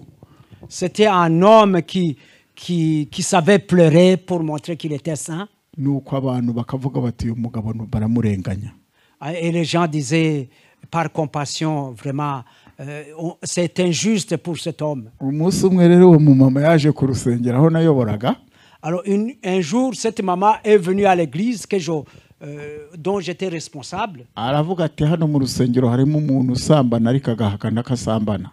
Ici dans cette église, il y a quelqu'un qui est adultère mais qui refuse de l'accepter. Ati ngiye kuguha abantu batatu bakubonye usambana. Je vais te donner 3 noms de personnes qui t'ont vu en train de commettre l'adultère. Ati nubona nkubeshyeye ugenda amahoro ngewe mbona amakuba. Si tu trouves que je te calomnie, va en paix et moi que j'ai du malheur. Ati umuntu wa mbere wakubonye usambana ati ni wowe ubwawe. première personne qui t'a vu faire l'adultère, c'est toi-même. turahakana ko utabizi ko wasambanye. Est-ce que tu n'es pas d'accord que tu sais que tu as été faire l'adultère? Undi muhamya wa kabiri n'uwo musambana. Deuxième témoin, c'est la personne avec laquelle tu fais l'adultère. Uwa gatatu ni Satani wagukoresheje. Troisième personne, c'est le diable qui t'a utilisé. Ngiye kubona mbona umugabo ahagurutse araboroga. Alors, j'ai vu cet homme qui se levait en train de crier. Afata mikoro araboroga. Il a pris le micro, il a crié. Atangira avuga ati nge ntabwo nigeze nkizwa ati buri ahera mu myaka yahereye atubwira abagore yagiye acyura ari mu rusengero kandi ubwo ari umudiyakoni. Aravuga ati nge ntabwo nigeze mpinduka. Alors, il nous a dit, il a donné la liste des femmes avec lesquelles il a accouché et il a conclu en disant, moi, je n'ai jamais changé. Pourtant, c'était un diacre. Ariko iyo atangiraga kurira mu rusengero yahuye ni atabonye imbaraga z'Imana twaravuga ati uyu muntu n'umutagatifu baramurenganya. Mais quand il commençait à pleurer dans l'église, on compatissait, on disait celui-là, il est saint, donc ce sont des mensonges. Uwo mudamu rero yaraje amubwira gutyo uwo mugabo ahita akiza ubugingo bwarakizwa arihana. Alors cette femme est venue, il lui a parlé de ces choses et il a sauvé sa vie, il s'est repenti. Dieu merci. Abantu b'abakire iyo bagiye kurya imigati, les riches, quand ils commencent à manger le pain, hari amavuta basigaho. Il y a la margarine sur laquelle on met sur les pains. Imigati igahita yoroha. Alors les pains deviennent mous. Hari abantu dufite mu itorero bajyamye mu itorero. Nous avons des gens dans l'église qui couchent dans l'église. Baryamye mu makorari.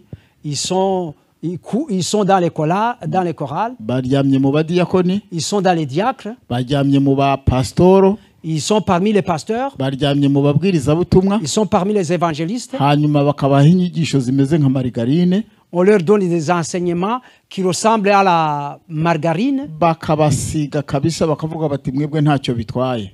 Alors ils vont les mettre la margarine sur elles et on leur dit pour vous il n'y a aucun problème. Mwebwe muhumuri cyangombwa ni mu mutima. Alors vous tranquillisez-vous, ce qui est important c'est le cœur. Iwacu hari bitaro bikuru nigeze kujya gusengera y'umurwayi. Chez nous dans un grand hôpital je suis allé prier pour les malades. Kugira ngo uhinjire bamanza kugusaka. Avant d'entrer on doit te fouiller. Hanyuma tuhageze dufata ibyo twari dufite akamashini mbona karabitambukanye. Alors arrivé là-bas, on a pris tout ce qu'on avait, on a mis quelque part, il y a une machine qui a pris tout. Hanyuma nyuzemo hagati numva akamashini karajwigiye. Alors en passant au milieu, il y a eu la machine a sonné. Barambwira ngo nimanika amaboko. Alors ils m'ont dit de lever les mains. Amaboko ndayazamura. Alors j'ai levé les mains. Bankozaho ikintu biranga birajwigira. Alors on a palpé sur mon corps, ça a continué à sonner. Barambwira bati zamura ibintu ufite mu mufuka. Ils m'ont dit alors retire tout ce que tu as dans la poche. Nta bintu byari birimo. Il n'y avait rien dans la poche. Ndababwira nta kintu ufite mu mufuka. Alors je leur ai dit je n'ai rien dans la poche. Bankozaho akamashini kakabwejagura. Alors en palpant avec la machine et ça criait. Barambwira bati ufite ikintu cy'icyuma. Alors ils m'ont dit tu dois avoir quelque chose de métallique. Nza kwibuka ko nambaye ikabutura imbere. Alors je me suis rappelé que j'avais une culotte. Yari iriho indumane. Où il y avait une pièce métallique. Iyo ndumane niyo yatumaga kuma kabwejagura. Alors c'est à cause de ça que ça criait. Ndababwira nti hari ikabutura nambaye iriho indumane. Alors je leur ai dit il y a un short avec des boutons métalliques.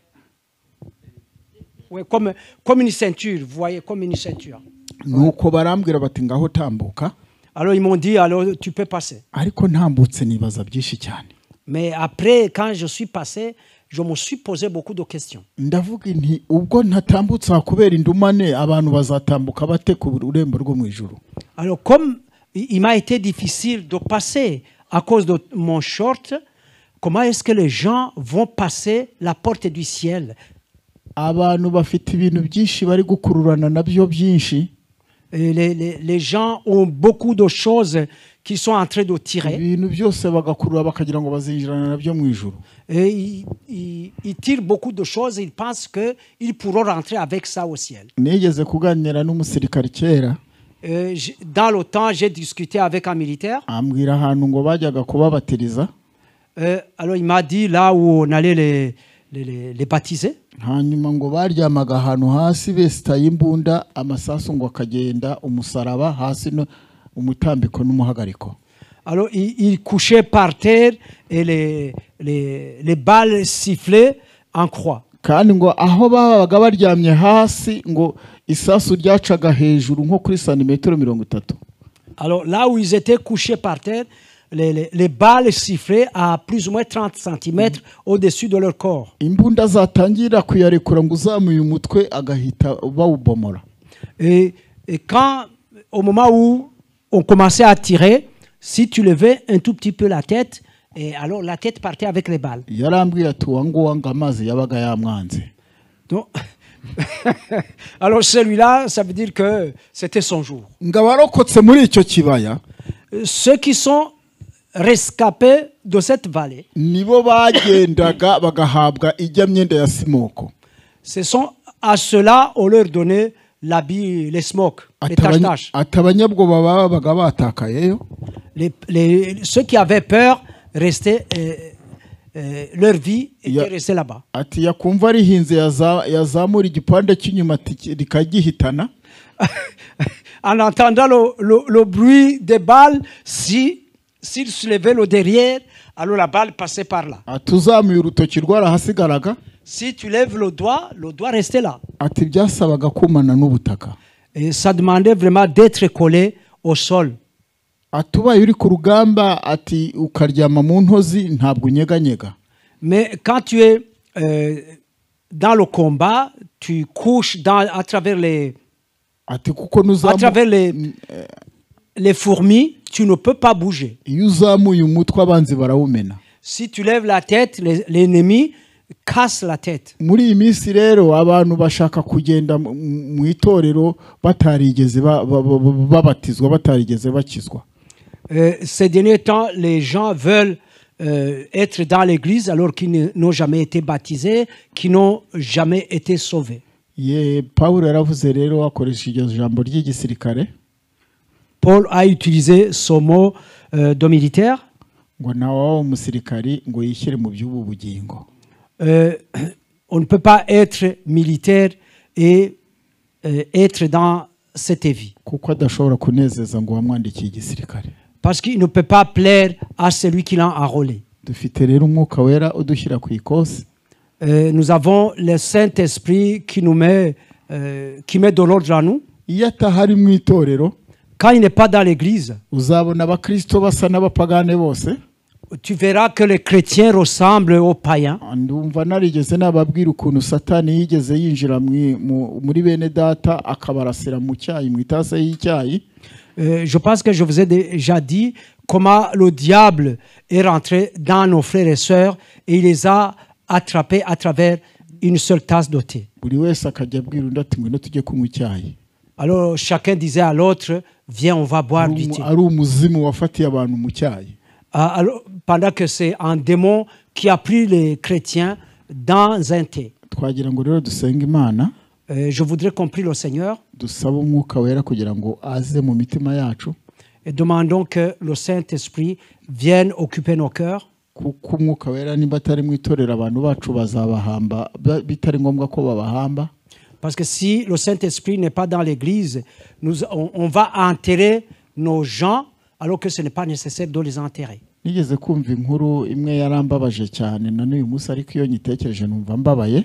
J'ai entendu une nouvelle qui m'a attristé, mais maintenant quand je me rappelle, je me sens dans la tristesse. Umukobwa yakoze ubukwe ku wa gatandatu. Une fille qui s'est mariée un samedi. Ngo aza kubyuka nijoro agiye kwihagarika. Elle s'est levée la nuit pour aller à la toilette. Umufiancé we aramutegereza aramubura. Son fiancé l'a attendu et n'est plus revenu. Barara bashaka ijoro ryose baramubura. On a cherché toute la nuit, on ne l'a plus retrouvé. icyatangaje ngo nuko barebye basanze n'inzugi zose zikinze. Ce qui est encore étonnant, c'est qu'on a trouvé toutes les portes étaient fermées. Byari umunezero bihinduka amarira. Donc là où il y avait la joie, on a eu les pleurs. Ku cyumweru bigo bamushaka baramubura. Dimanche, on l'a cherché toute la journée, on ne l'a plus retrouvé. Kuwa mbere baramushaka ntibamubona. Lundi, on l'a cherché, on ne l'a pas trouvé. Kuwa kabiri bamusanga ku Kivu ariho umurambo uri. Le mardi, on l'a retrouvé le long du lac Kivu, c'est là où se trouvait son corps. Abadayimoni bari baje baramwiba baramutwara. Les démons l'avaient volé. Ako gaciyo kaza kubamo abanyamasengesho. Si dans son coin, s'il y avait des intercesseurs, Niyo ntumbi nawe bari kumugarura.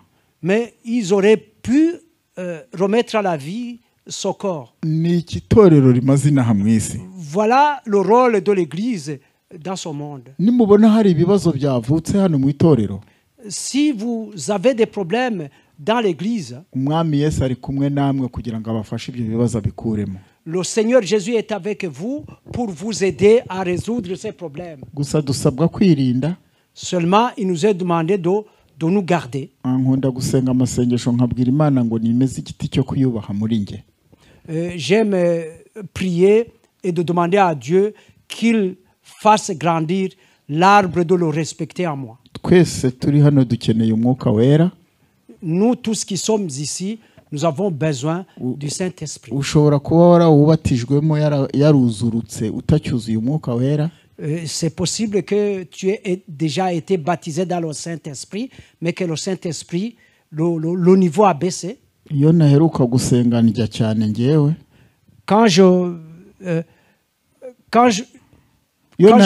Iyo naheruka ibihe byo gusenga numva ibiryo biryoshye. Quand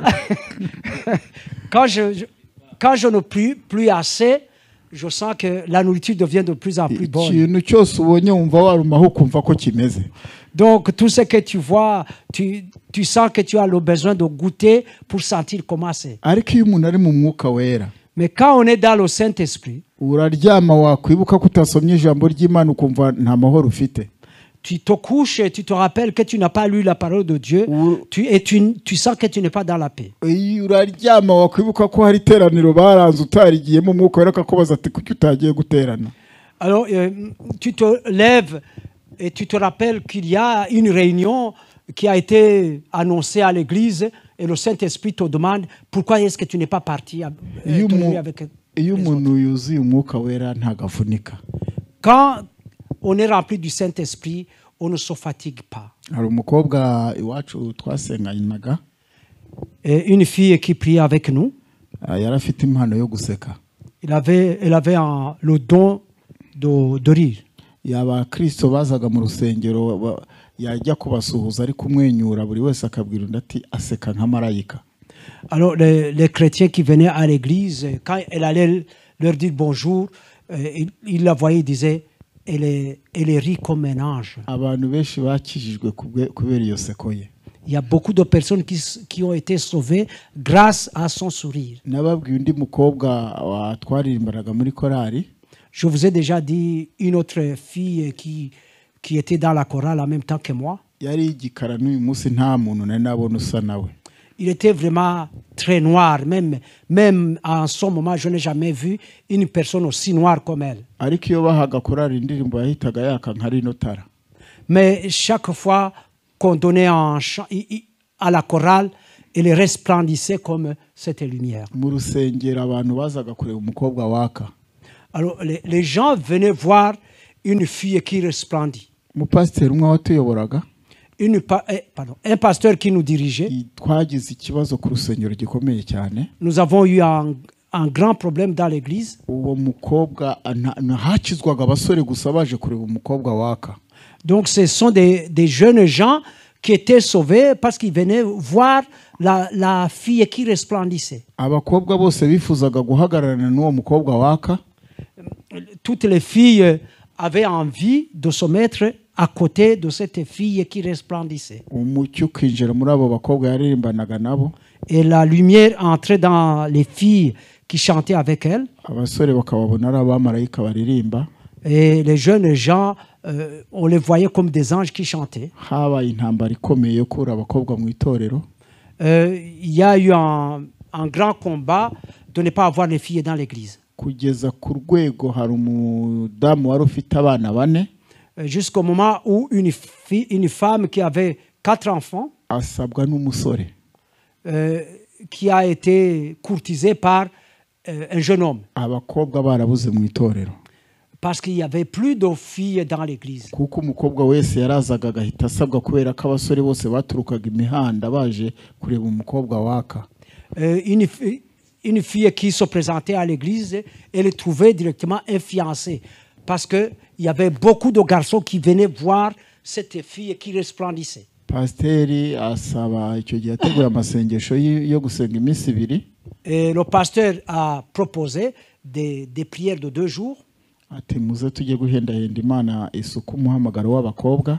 Venez, on va supplier Dieu pour qu'il puisse faire appel aux filles. Dusaba Imana ngo abagabo babe bahagaze n'abasore gukizwa hakizwa abakobwa. Et on priait Dieu pour que les hommes et les jeunes gens arrêtent d'être sauvés, mais à la place que les filles soient sauvées. Umukobwa yabaga ari mu itorero akaba afite abafiance nka 4 bari kumurwanira.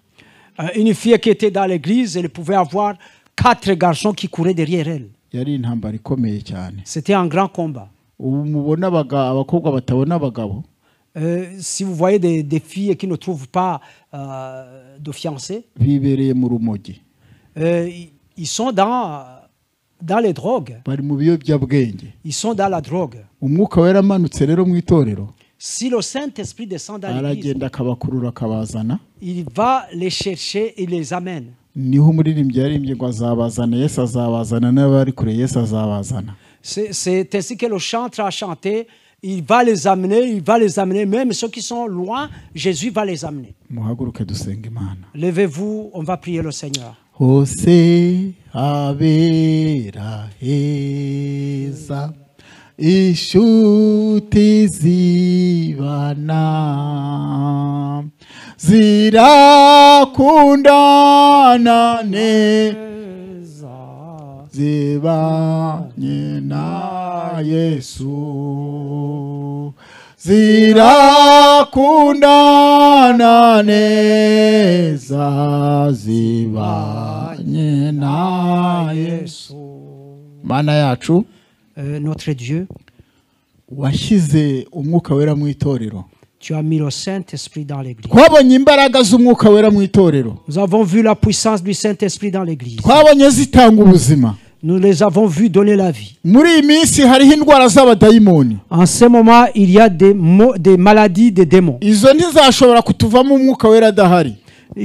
Ces maladies ne peuvent pas nous quitter si le Saint-Esprit n'est pas là. Wabwiye abigishwa bawe mwami wacu Yesu. Tu as dit à tes disciples, Seigneur Jésus, urababwira ngo ntibakakwiriye kuva i Yerusalemu batarahabwa imbaraga. Et tu leur as dit de ne pas quitter Jérusalem sans avoir eu la force. Dukeneye imbaraga z'umwuka wera. Nous avons besoin de la puissance du Saint-Esprit. Umuntu uri muri iri teraniro wese akeneye imbaraga z'umwuka wera. Chaque personne présente ici a besoin de la puissance du Saint-Esprit. Zibura amasoko yo mu ijuru. Seigneur, donne que les sources du ciel soient ici. Imigende yamaze gukama zibura amasoko. Il y a les rivières qui se sont taries. Dukeneye kuba imigende igeza amazi mu mitima isaraye. Nous avons besoin d'être des rivières qui amènent l'eau dans les cœurs asséchés. Suka umwuka wera mu bugingo bwacu. Verse le Saint-Esprit dans notre vie. Suka umwuka wera mu bugingo bwacu. Verse le Saint-Esprit dans notre vie. Suka umwuka wera mu bugingo bwacu. Verse le Saint-Esprit. Suka umwuka wera mu bugingo bwacu. Donne le Saint-Esprit dans notre vie. Turasaba umwuka wera kugira ngo bari utuyobora. Nous demandons le Saint-Esprit pour qu'il nous conduise. Urabizi ko ari udusabira ngo kaniha iminiho itavugwa. Tu sais que c'est lui qui prie pour nous et qui fait des esprits inexprimables, des soupirs inexprimables. Iri torero ririho umwuka wera. Donne le Saint-Esprit à l'église. Abakobwa ba hano baha umwuka wera. Que tu donnes le Saint-Esprit aux filles d'ici. Ababyeyi bo muri iri torero bahe ku mwuka wera. Donne le Saint-Esprit aux mamans de cette église. Abagabo bo kuri iri torero baha umwuka wera. Donne le Saint-Esprit aux hommes de cette église. turasabye kandi Uwiteka Imana Nyiringabo, Nous prions, toi, éternel des armées. dusengeye abatuye muri iyi karitsiye yose, Nous prions pour tous ceux qui habitent ce quartier. umwuka wera bararema bagendamo, Que le Saint-Esprit passe la nuit en eux, en marchant en uko eux. wagendereye Farawo aryamye ku buriri bwe, Comme tu as visité Pharaon sur son lit. niko iyi zone uru rusengero ihagazemo. C'est ainsi que la zone dans laquelle se trouve Dusabiye abantu bakikije l'église, uru rusengero, nous demandons, nous prions pour les personnes qui entourent cette église. umwuka wera nagendagende mu bakikije uru rusengero, Que le Saint-Esprit soit dans les environs de cette église. aganiriza imitima yabo, Qu'il parle à leur cœur tuzababone muri uru rusengero. pour qu'on puisse les voir dans cette église. Kandi urakoze ko wamaze kubambika ibiziriko ni kuri kwerekana. Merci parce que tu viens de leur donner les cordes comme tu es en train de le montrer. Ndagushimira ko uhamagaye abantu muri uru rusengero. Je te dis merci parce que tu appelles des gens Imana pour venir dans cette nihimbazwe. église. Que Dieu soit glorifié. Ndagushimira ibyugi usunitse kuri uru rusengero, Je te loue pour les portes que tu viens d'ouvrir dans ukaba cette église. ufunguye amayira kuri uru rusengero, Que tu viens d'ouvrir des chemins pour cette abantu église. ukaba ubahaye agakiza mu buryo butangaje, Et que tu donnes le salut de manière miraculeuse. uri kwerekana umunezero w'abantu bakikije uru rusengero, Tu es en train de montrer la joie des personnes qui entourent cette église banejejwe no kuza muri uru rusengero. et qui se réjouissent de venir dans cette église. Gushimiye ibi biraro byose wamaze kubaka, Je te loue pour ces ponts que tu viens de construire kandi ndagushimira iyi migezi iri kududubiza hano muri iri teraniro. et je te loue pour ces sources qui sont en train de jaillir dans cette église. Iyi ni imigambi itangaje ufite. Ça, c'est des projets merveilleux que tu as. Uri kugenda ufata ibintu bimeze nk'imitwaro abantu bari bahetse, Tu es en train de prendre des choses qui ressemblent au fardeau que les gens portaient. bivuze ngo ugiye kuruha abantu imitwaro bari bahetse.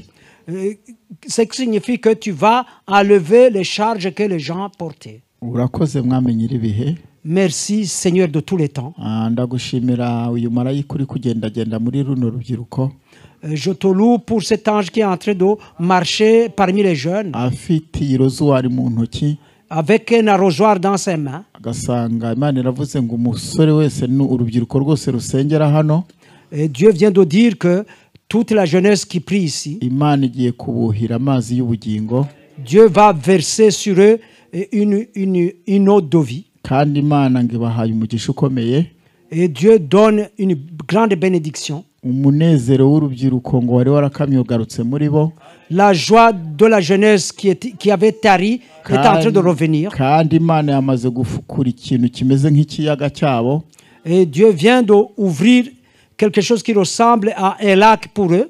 kandi Imana ngo izabagirira neza. Et Dieu va leur faire du bien. Ibyo ngibyo muzabibona mu minsi ya vuba aha, Et toutes ces choses, vous les verrez de vos yeux prochainement. kandi umucyo w'ubutumwa bwiza urasiye muri iri teraniro, Et la lumière de la bonne nouvelle vient de luire dans cette assemblée. mu minsi izaza muzatambuka ahantu hatandukanye mujyanye ubutumwa bwiza, Et dans les prochains jours, vous irez dans des endroits différents apporter la bonne nouvelle. Imana iravuze ngo izabubakira ibintu bikomeye.